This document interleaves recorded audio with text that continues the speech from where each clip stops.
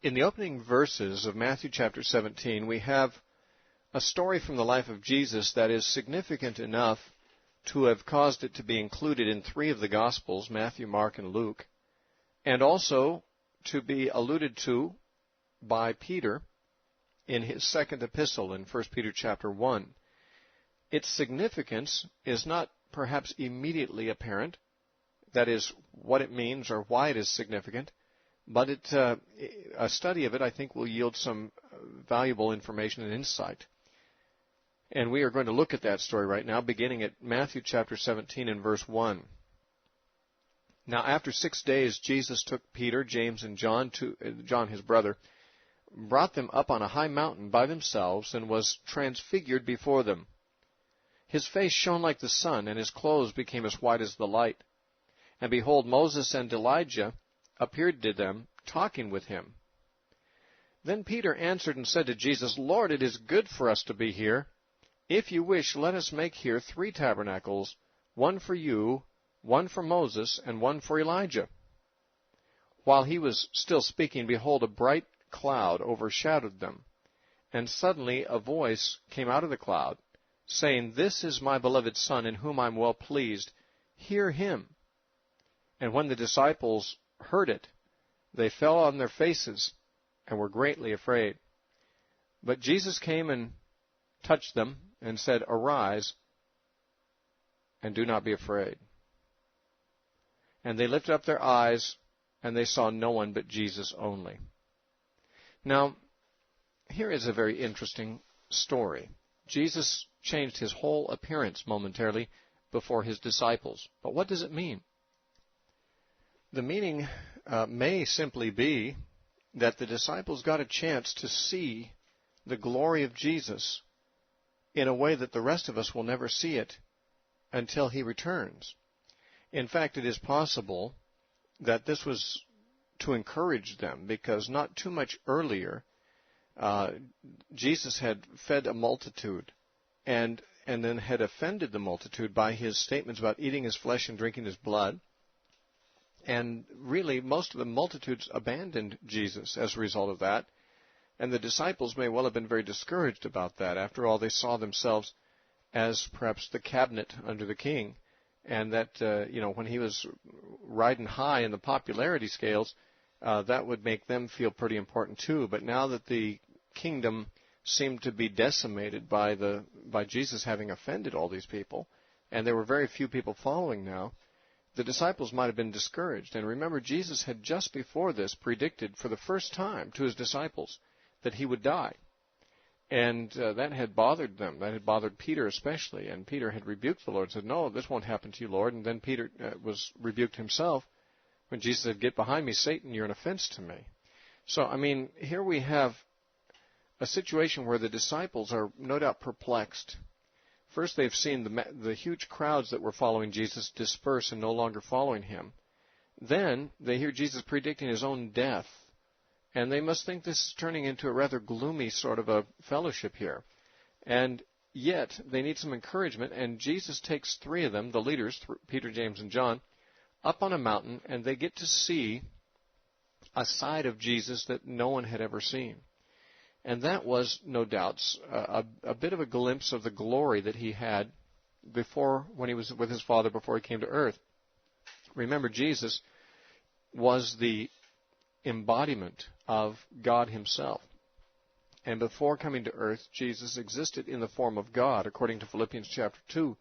But he was veiled in human flesh so that most people, when they saw him, just saw an ordinary human being and nothing more. That is what he appeared to be.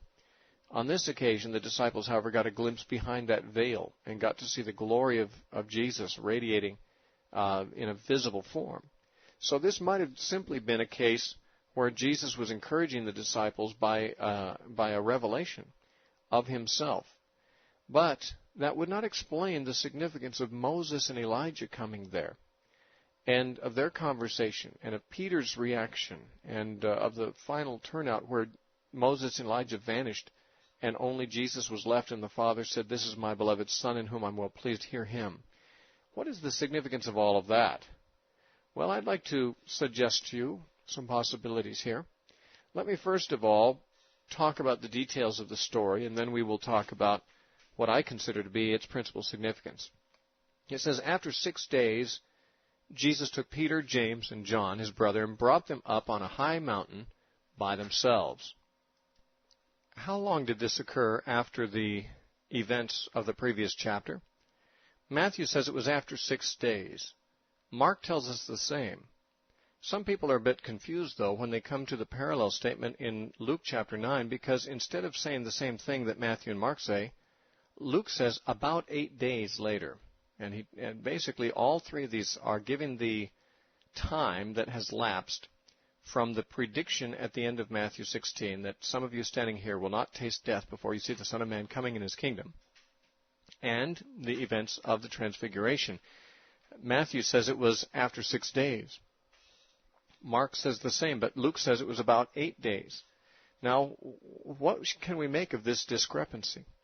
Well, first of all, it is not really a discrepancy at all, because to say after 6 days would suggest that this happened on the 7th day, would it not? I mean, you've had 6 days, and then after those 6 days is the 7th day. So to say after 6 days this happened, and by that you mean it happened on the 7th day, that's not, okay, that's one set of data. Matthew and Mark gave us that. Now, Luke tells us it was about 8 days. He actually uses the word about 8 days. In other words, it was not exactly 8 days. He doesn't know the exact number of days, but it was somewhere around 8 days. Of course, it could be 9 days or 7 days, and it would still be about 8 days. It would be as close to it as you could be without being exactly 8 days. So if, let us say, the Transfiguration happened 7 days after Jesus made his recorded prediction, then that would be agreeable with all the accounts. It would be about 8 days, and it would also be after 6 days. So the accounts are actually not inaccurate. They actually give information that is quite harmonious with each other. But what's interesting about it is that Luke uses a different way of marking the time than Matthew and Mark, which indicates that Luke was acting very independently of them. You know, some people think that Luke and Matthew relied upon Mark's gospel for their information. But that does not appear to be true at all. If Luke was writing and using as his source Mark, then he would no doubt give the same information Mark gave. Mark said after 6 days. Luke, however, instead of just copying that out, says about 8 days later, which is a very different way of saying something similar. And it is so different, in fact, that it does not appear that he was influenced at all by Mark in his information. It sounds like Luke had independent sources other than Mark. And basically what it shows is the independence of the writers from each other. It's true that Mark and Matthew use exactly the same term, but Luke does not. And that shows that although they all tell the same story and give really the same information, they do so as independent witnesses. And that's the value of having the four Gospels, is that we have confirmation from independent witnesses about things. Now, all the Gospels agree in telling us that there were 3 disciples that Jesus took up on the mountain. They were Peter, James, and John. These men were among the 12 who were called apostles, but they were what some would call the inner circle of the apostles. Not all of the apostles had equal privileges with Jesus in terms of access to him.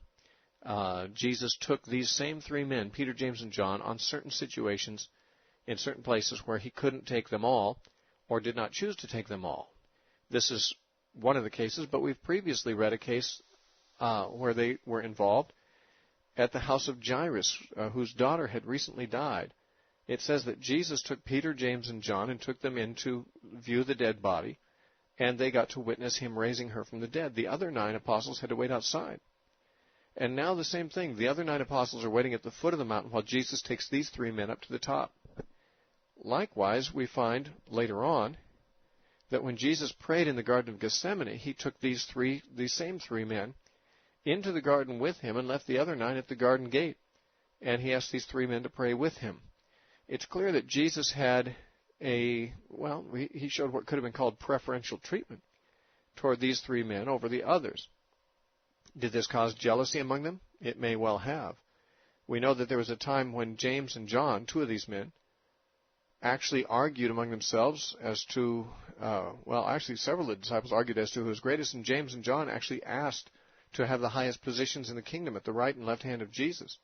We are told that the other disciples were angry at the two men for making that suggestion, so there probably was some jealousy that occurred, but that didn't prevent Jesus from nonetheless giving special privileges to certain men for whatever reasons he had for doing so. As it turns out, in the book of Acts, these three men did become the prominent spokesmen for the church, more than the other apostles. And that may be why Jesus, foreseeing this, would give them special experiences of insight and revelation that the others did not have. In any case, these three men, Peter, James, and John, go up the hill with Jesus. And while there, Jesus' appearance changes. He takes on a form of one glowing. He still has the human form, but his face is shining like the sun. His clothing is white and glistening. He is glorious. He is radiant. And that's not all they see. They see also, of course, two men from the past, from the Old Testament, Moses and Elijah. And they are there talking with Jesus. Now, Matthew doesn't tell us what they were talking about, but Luke does. In Luke chapter 9, we're told that they were talking to Jesus about the Exodus which he was going to accomplish in Jerusalem. It was speaking about his death. It's interesting, though, that it's referred to as the Exodus in the Greek New Testament because Moses was the leader of the Jews in the first Exodus. And Jesus, of course, accomplished a second Exodus, a second deliverance of his people, this time from sin. Moses led the people out of Egypt. Jesus leads his people out of the bondage of sin. But here's Moses, who was the leader in the first Exodus, and Elijah, and they are talking to Jesus about the Exodus that Jesus is about to accomplish in Jerusalem. Now, Moses and Elijah, as representatives of the Old Testament, were a pretty good selection, too, because Moses was associated with the law. He was the man who gave Israel the law. And Elijah was regarded by the Jews as the prince of the prophets. And to the Jews, the law and the prophets represented the whole Old Testament and the authority of God's Word in the Old Testament time. Moses and Elijah, therefore, representing the law and the prophets, were probably a representative of the whole authority of the law and the prophets in the Old Testament. And here they are, as it were, giving an endorsement to Jesus. They are there talking about the significance of his ministry and what he's about to accomplish. They are there while Jesus is glorified, and we don't read that they were glorified, but they might have been. The point is that we have here an endorsement of Jesus by the leaders of the Old Testament community and revelation. If somebody wished to be a loyal Jew and loyal to the law and the prophets of the Old Testament, they could hardly reject Jesus because Moses and Elijah gave their endorsement to Jesus on this occasion. Now, question has arisen sometimes among Christians as to whether it was okay for Jesus to meet with Moses and Elijah, since the Old Testament law actually forbids talking with the dead, or, seances and conjuring up the dead and so forth, and communication with the dead is all forbidden in the Old Testament. And some say, well, isn't Jesus here involved in doing something like that? Now, a couple of things I would say that are a little different. One is that Jesus did not conjure these men up. Jesus did not go to a seance. Jesus did not, as near as we can tell, make any effort to contact them. If Moses and Elijah came to Jesus, they were sent directly by God without Jesus initiating it at all. And that would be very different than a person going to a medium and trying to conjure up somebody. Another thing I would observe is that it's possible that all of this was simply a vision that occurred, and that the literal men, Moses and Elijah, did not come back from their graves to meet with Jesus, but that there was a vision of Moses and Elijah meeting with Jesus that the disciples had. My reason for suggesting this possibility is because as they were coming down the hill, Jesus said to his disciples, "Tell this vision to no one." That's Matthew 17:9. When the disciples were coming down from having seen all this, Jesus said to them, "Tell this vision to no one," which suggests that maybe this was all just a vision, that it wasn't really that Jesus was really in communication with dead men come back, but the disciples experienced all this as a vision that they experienced together and that God gave them.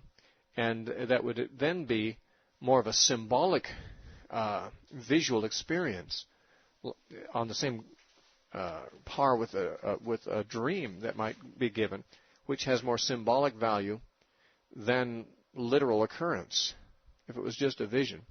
For example, Daniel had visions of 4 beasts coming out of the sea, a lion and a bear and a leopard and a ferocious beast with 10 horns and so forth. Now that was a symbolic vision. There were not literal animals coming out of the sea that were happening at that time, but he was having a visionary experience. And the disciples may have been having a visionary experience here, which would mean that Jesus was not literally talking to Moses and Elijah at all, but that God was giving them a vision that would communicate a lesson, namely that Moses and Elijah, the law and the prophets, were giving their endorsement of Jesus as the Messiah of whom they had spoken. You see, Jesus came as a fulfillment of the law and the prophets. And there was more to it than that, because Peter's initial reaction was, Lord, man, this is a good place to be. I've never seen Moses and Elijah before. Now, let me just say this here. How did the disciples know that it was Moses and Elijah? They had never seen the men in their lifetime. Moses had died 1,400 years earlier, and Elijah had died had gone up to heaven about 700 years earlier. None of these disciples had ever seen Moses or Elijah. How would they recognize them? How would they know these were them? Well, once again, that could have been part of the vision. It could have been revealed to them in a vision that this was Moses and Elijah, or alternatively, Moses, Elijah, and Jesus may have spoken to each other by name and called each other by name in their conversation as they were talking among themselves. One way or the other, the disciples picked up who it was that was with Jesus, and Peter said, let's build 3 tabernacles. Now, when we think of the tabernacles, we think of the tabernacle in the Old Testament, but the word tabernacle just means tent or booth. And what he means is, let's build 3 shelters.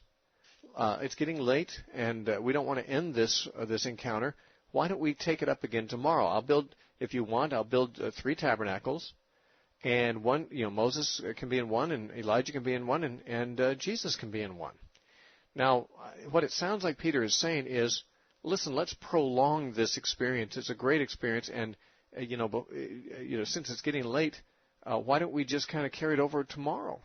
Why don't we kind of hold it over through the commercial break and pick it up again next time? And I'll build the tabernacles if you'd like, so you guys can have places to stay. Now, the Bible tells us in another gospel that Peter said this because he didn't know what to say. He was overwhelmed, speechless as it were, but it's a problem when you're speechless but you still speak. And sometimes you end up saying the wrong thing. And Peter apparently missed the whole point in suggesting this, because when Peter had said it, rather than getting a verbal response from Jesus, he had a visual response. A cloud came down and covered up Moses and Elijah, and all that the disciples could see after that was Jesus himself. That is, Moses and Elijah faded out of the picture, and Jesus remained. And a voice from heaven spoke and said, "This is my beloved Son, in whom I'm well pleased. Hear him." Now, when God said, "Hear him," he means hearken to Jesus, acknowledge what Jesus says, and follow his teaching and his authority. And, of course, in the context of this whole experience, it would seem to be in contrast to Moses and Elijah. Peter was placing Moses and Elijah on the same level with Jesus, saying, listen, we'll have a tent for each of you. I'll make one for Moses, one for Elijah, one for Jesus.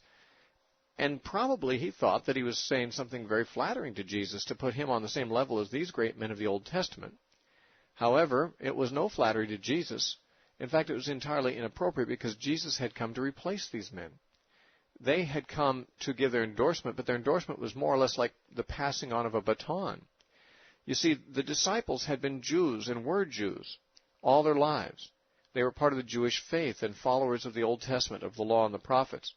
They had been rightly submitted to the law of the Old Testament and the authority of Moses and Elijah, as it were. However, Moses and Elijah, who had been the authorities in the lives of observant Jews for many hundreds of years, those men were now passing the torch, passing on their mantle, as it were, to Jesus. And now Jesus would be the one that they should hear. Instead of hearing Moses and Elijah, it was time to hear this man, Jesus, who was now come to replace them. And that is why Moses and Elijah faded out of the picture, and only Jesus remained. It was all very symbolic, I believe. And I think the lesson is this, that the authority of the law and the prophets was valid and binding until Jesus came. But Jesus now is the one who has all authority in heaven and earth. And we are to hear him from now on. When Jesus told us to make disciples, he didn't say, go and teach them to observe all things that Moses said. He said, go and teach them to observe all things that I have commanded you. There are people, Christians today, who aren't quite sure what to do about the Old Testament law. And they do think, well, you have to be a Christian, but you also have to keep the law. And so they're like Peter, saying, well, we'll keep Jesus and Moses and Elijah here. We'll keep them all on the same basis here. We'll build a tent for each of them, and we'll just kind of live with all three. But the whole idea here is that Moses and Elijah didn't have a permanent position. They had a position of authority that lasted for hundreds of years. But the time came where they were to pass along their mantle, pass along the authority, or surrender their authority by an endorsement of another, the Messiah, who is Jesus. And when Jesus was come, it was for the disciples to realize that it was no longer Moses and Elijah, no longer the law and the prophets that would have authority in their life. It would be Jesus. God said of him, this is my son, hear him. Of course, they had rightfully heard Moses and Elijah for all their lives, but now they were to hear Jesus instead. And so, as I understand it, the symbolic meaning of this vision of the Transfiguration was not only to give the disciples a glimpse of the great glory that Jesus shared with his Father before he came to the earth, but also to show the relationship of Jesus to the earlier spokesman of God, the prophets and the lawgiver, Moses. And that is what happened. The lawgiver and the principal representative of the prophets came. They passed along their mantle. They endorsed Jesus. They commended him for what he was about to do, and then they faded out of the picture. After that, the Father's announcement is we are to hear Jesus from now on. And that is the Christian's responsibility, not to follow what Moses taught, but to follow what Jesus teaches. And that is something that many Christians have never quite figured out. We'll talk more about this next time.